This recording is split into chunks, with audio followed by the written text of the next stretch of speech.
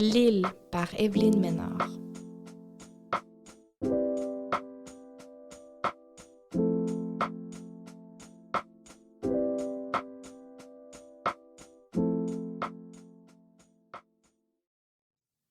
Mathilde ferme son dernier livre.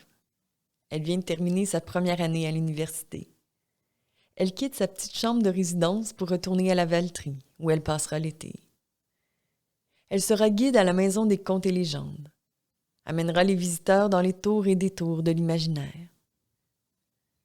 Elle retrouve la maison familiale, la bibliothèque de sa chambre remplie de livres qu'elle a lus et relus. Elle en prend un et s'y réfugie. Le temps s'arrête. Le lendemain matin, elle se lève avec le soleil et retrouve le fleuve, le son apaisant de l'eau sur les rochers. Elle fixe l'île Hervieux en face de chez elle. Cette île qu'elle a renommée l'île aux goélands, tellement ils y avaient proliféré dans les dernières années. Songeuse, elle marche jusqu'au quai tous les soirs. Elle a en tête les contes et légendes qu'elle raconte pendant la journée, les visiteurs sympathiques, les sourires de sa famille. Mais elle reste soucieuse. Un soir, après le travail, elle prend la barque familiale puis traverse le fleuve jusqu'à l'île. Le vent du fleuve apaise la chaleur de l'été, l'apaise elle aussi. C'est la première fois qu'elle met les pieds sur l'île. Les oiseaux, nombreux, tourbillonnent autour d'elle. Leur chant est puissant, l'étourdit. Elle va un peu plus loin dans l'île et trouve refuge sous un arbre. Elle observe le fleuve. Le courant est puissant.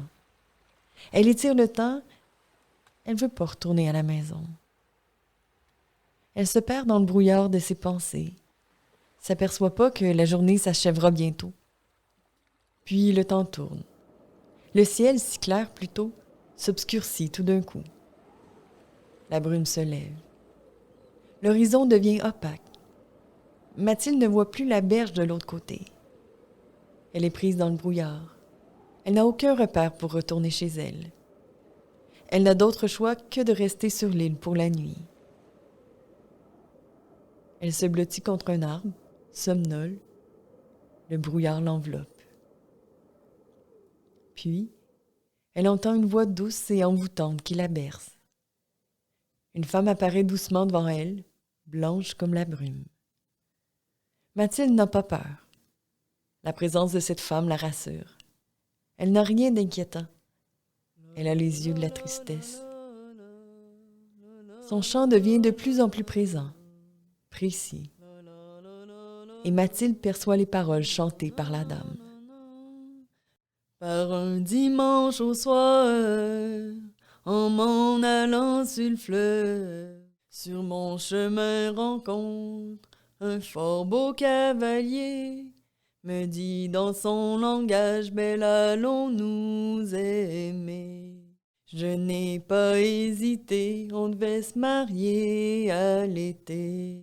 Quelle surprise, quelle tristesse, toutes ces belles paroles, ces belles promesses, quand j'ai appris pour ma grossesse, le beau galant avait disparu.